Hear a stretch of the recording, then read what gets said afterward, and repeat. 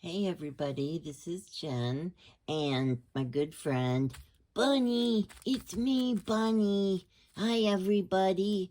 Okay, Bunny, thanks. This isn't really about you today, so no hard feelings, but you just go over there and relax. Okay, Mom, I sure will. I sure will. Okay. Hi. Today I am actually doing a tutorial kind of on, I made this envelope and I thought it turned out pretty cute. I made it out of Tim Holtz, like this paper that he has. I don't even know what it's called, collage paper, and it's very thin. He sells it. It's kind of like, I don't know, a form of pattern paper or something. And but it's got very cool markings on it, as always, as Tim Holtz does. And I found a way to, well, I'm sure this isn't, I'm not the first one that did this, but you know, to make it sturdier so that it could actually be a an envelope. And this is a snippet that I did the other day. I splurged and bought myself a packet of snippets from Chrissy Crosser. So cute. It came in this little pouch and it's all full of her amazing work. She makes all these little tiny snippets and they're so cute and they're really cool to just add to a project. And I looked at them and I thought, well, you know what? I could do that with some of my scraps. And so that's what I did. I have been working on making these. Hers are just phenomenal. They're so pretty and they're so well done. And she has an amazing gift. But sometimes when you do like a snippet roll or whatever, I don't really know what I would do with it.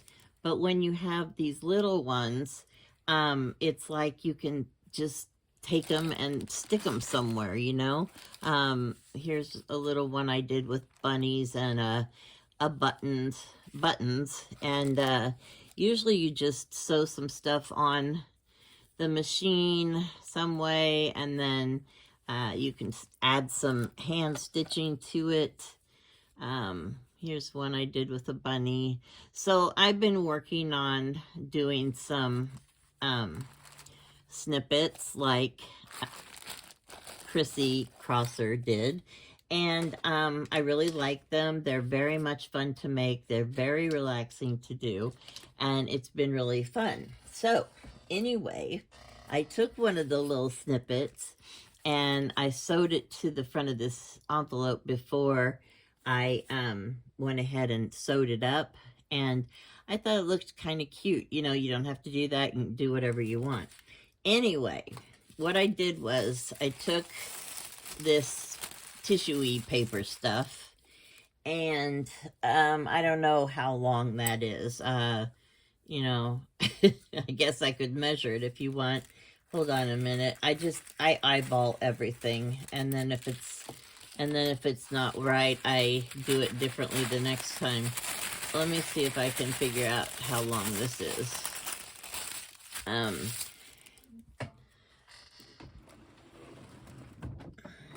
I got a handy dandy ruler here. Okay. There's a foot. So it's about 15 inches, you know, give or take. You can make it the size that you want. Then what I did was I just turned it over and I put down this parchment paper because it keeps the stuff that you're spreading on it from getting on your desk or on other papers or whatever. So then I just took my collage medium from Tim Holtz, and this is the one that's already got vintage photo color to it. You don't have to use that. You can use glue and water. You can use, you know, Mod Podge. You can use a collage medium that's just clear or dries clear. It doesn't have any color to it. I like this because it gives it a vintage feel without really doing the work. So it's up to you. Whatever you want to use to stick the pages together is your choice. So this stuff goes on really quickly and really smoothly, and that is what makes it so nice, because it just makes it an easy, fun project without most of the headaches. So I'm going to scoot that down a little bit, and then we're going to paint the rest of it here. Okay, and then you get the stuff out, the paper, the Tim Holtz paper, and I put another layer down. And I know this seems a little wasteful, and you could actually probably use like paper from a pattern, or, you know, regular paper to kind of give it some strength. You don't have to use that many layers of this kind of paper, but I got this paper because I loved it, and I don't use it very often because it is so thin, and I really didn't know what to do with it. So, I don't know, I just felt like this was a good use for it, and I just went ahead and went with it. But you could use something else in here instead of just using, you know, I put 3 layers on mine, and you don't have to use 3 layers. I mean, you could do 4 layers or 6 layers or 2 layers, you know. I mean, you just have to try it out, and if you used a different kind of paper, like something like, oh, I don't know, cardstock or something, then you'd only have to do like 2 layers, you know, because that would give you a lot more stability. But this is just the way I did it, and, you know, every time I do something, the next time I usually do it a little differently. I never do the same thing twice, it seems like. Anyway, okay.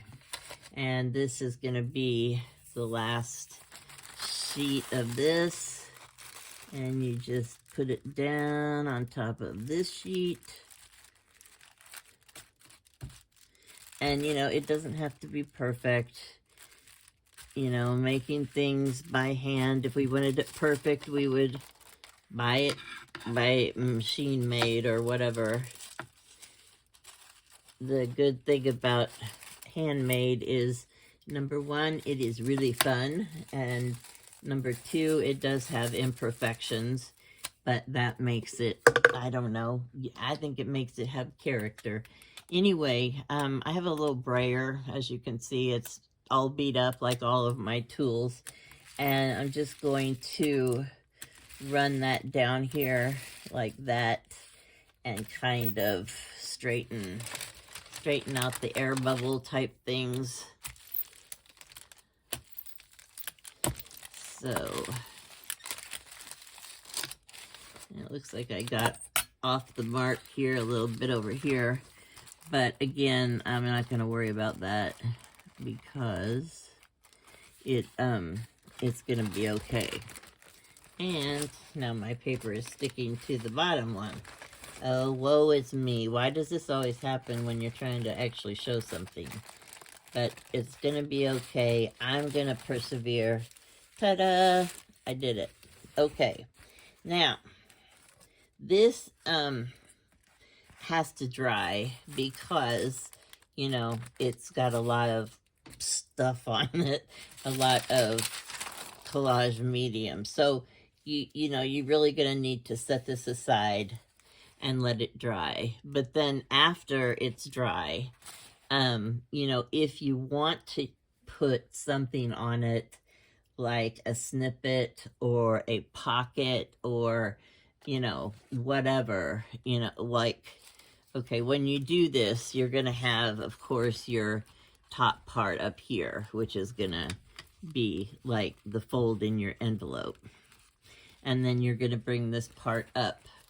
And I made it way too long, so I'm going to have to cut some of it off. But what you're going to need to do is turn this around, and then whatever you're going to sew on it needs to be in this area, because that's where it's going to land when you actually sew the envelope together. And I will show you, of course, this, like I said, this has to dry so that I can work with it. But, like, I want to show you something really quickly because, you know, you can make an envelope out of anything. And when I send something to somebody, I always send a handmade envelope with a note in it. So this is just a sheet of music paper, and I just tear the side off a little bit because I don't want all that white stuff. And I'm going to tear this side a little bit. I don't want it quite so thick.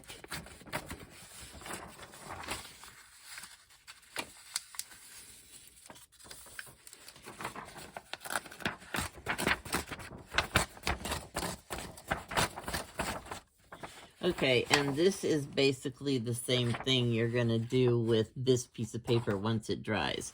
I fold it in the middle at the top, and then I can see where the middle is, and then I just bend the sides down like this, kind of like you're making a paper airplane, and that gives you the top of your envelope. Then you're going to take the bottom part and fold it up till it meets, you know, the place where you're going to go ahead and make the envelope part that holds stuff. Then I take my hole punch and go ahead and just do that. And you can ink it if you want. I always, of course, ink everything. And then what you're going to do, this is what I do. If you don't have a sewing machine, you can glue it at the sides and glue the top, and then just bend this over like this and turn around and you have an envelope. Now, if you want to sew it, which is what I usually do, I just stitch all the way around here and up down the peak, and then you can fold it. You can put anything you want to on it, stamps or whatever. But that's the basic way that I did with this that's already wet. And then I ended up with this little envelope, which I think is really cute, and it's easy to do, and it's something you can do to get rid of some of that tissue-y paper type stuff. You can also do it with just pattern paper, you know, pattern like from a sewing pattern. So anyway, I just wanted to share a quick tip with you if you're interested, or what if you want to try it or whatever. And if you don't, you know, then I wouldn't. I hope you have a great day. Bunny, would you like to say goodbye? I sure would, Mom. I hope you guys have a great day. Mom's working on a grown-up journal right now, a great big one. So we don't have any bunnies yet, but soon we will. I will tell her. Okay, thanks a lot for watching, you guys. See ya. Bye. Goodbye.